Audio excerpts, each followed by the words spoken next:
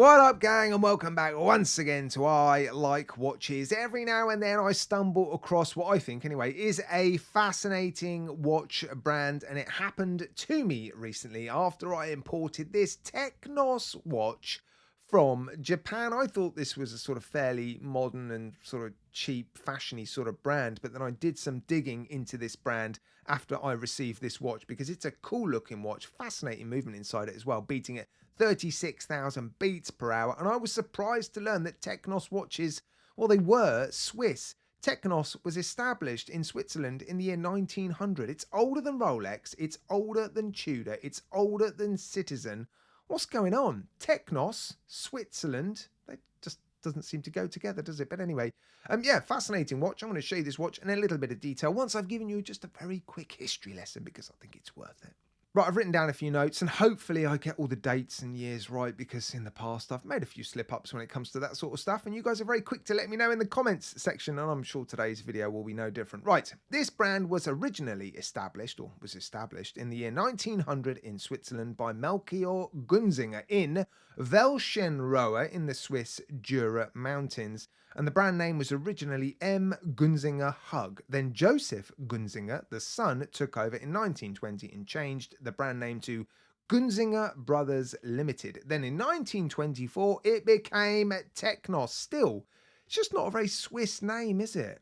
Now, after that name change in 1924, the company enjoyed a fairly lengthy period of success, becoming the biggest employer in that local area and also exporting watches globally, but primarily to Japan and Brazil. But then in 1970, things got a little bit tough and the watch company was sold to General Watch Company, and then following 12 years of struggle, it was sold again to a Japanese watch company called Hiwado & Co. in 1982. Now, that Japanese watch company allowed Technos watches to be made under license in Brazil for the South American market. But then in 1995, the company that was making the watches in Brazil for the South American market bought the license, or basically bought the brand for the South American market. And then in the year 2002, they bought the global rights to Technos watches, essentially taking over the brand. And Technos watches are still made today. In fact, the company that owns the brand, I think it's called Technos something or other, owns a lot of other sort of sub-brands and has the rights to produce Seiko watches in Brazil for the South American market. So yeah, the brand is still going strong, but we're more interested in the older watches like this one. It's cool. Let me head over to the light box and I'll show it to you. Here it is then. This is the watch that has kicked off my fascination with Technos watches. What a cool looking watch, very 70s, and I've done some digging into this particular model, the Hybitron, and yeah, it looks to have been made in the 70s when Technos was owned and run by the General Watch Company, which I believe was a sort of subsidiary or a group of watch companies that were backed by Swiss banks and the Swiss government to help a very struggling industry at the time. And yeah, so this is a 1970s Swiss made Swiss watch with an ETA 2826, I believe it is, in here. I'll take the case back off in a minute and show you the movement. There is a more recent 2826 which beats at 28,800 beats per hour, but the original 2826 was a three-handed movement with a date complication, and this watch beats at 36,000 beats per hour. There's not a lot of information about this watch or this movement online, but there is some at least. And this one turned up in really, really nice condition. There was still a sticker on the back, although it was quite manky under the sticker, so I took it off, took the movement out, gave everything a really, really good clean. Unfortunately, it doesn't have the original bracelet. This is just a generic bracelet that it came on. But yeah, the case itself looked to be pretty much unused. I gave the sides just a very gentle polish because there were just a few marks on it from, I guess, people handling this watch for almost 50 years.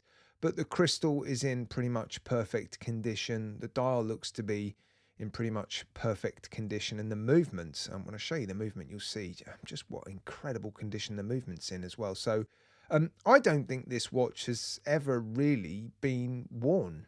Now, before I go any further, I want to ask you guys to do me and this channel a solid favor. Please, guys, click that subscribe button and hit the bell notifications icon. There are 3, 4, maybe 5 uploads every week on this channel. And yeah, I think they're well worth watching. So if you enjoy watch content like this, please don't forget to subscribe, guys. I really appreciate it. There is the case back. It actually cleaned up pretty nicely. Waterproof at the top there. Look, that was a phrase that was phased out in the 60s and 70s.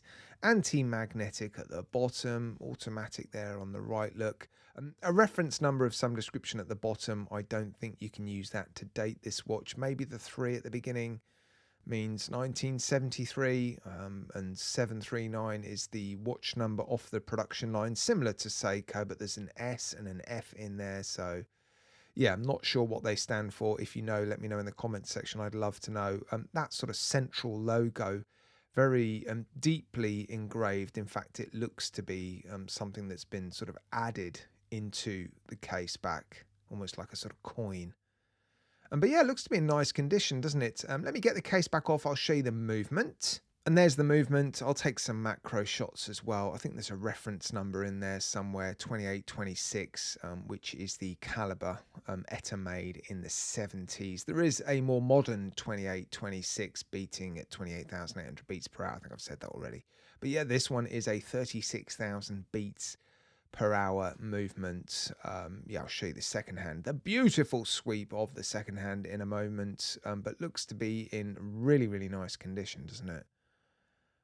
Yeah, fantastic. Really hard to believe this watch is potentially almost 50 years old. And because that second hand is ticking 10 times every second, it looks to be so smooth, doesn't it? In fact, it's almost impeded by this faceted crystal, which was all the rage in the 70s. And the crystal on this watch looks to be, again, in pretty much perfect condition. But the light play you get from it stops you almost from enjoying the detail on the dial. I mean, legibility is pretty shocking, isn't it?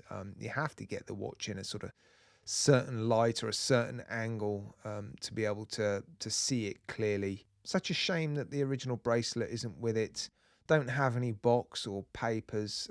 Watches like this with box and papers and original bracelet go for £400-500. Just an incredible sum. I guess those that know the history of the brand and know that they're getting a quality Swiss ETA movement inside these watches, they're prepared to pay it. But if you didn't know the brand and the history, you'd think, why is that watch £400 or £500? Technos, what an awful name. I hate the name. Hate it. It's just so un-Swiss. Anywho, it is what it is, and there is the watch on my roughly average sized wrist. The bracelet doesn't go at all, does it? Unfortunately, I don't know what would suit this watch. I'd love to know actually what bracelet should be on this watch. I might do some research to try and find out. But yeah, the case, the dial, it's just a really, really funky looking watch. I love it. I'm in two minds as to whether or not to keep it or sell it. I'm really not sure. Yeah, it's an interesting one, isn't it? Right, guys, let me know what you think in the comments section. And if you want to see more content on my channel like this, let me know. And of course, if you enjoy my content, please don't forget to click that like button and subscribe.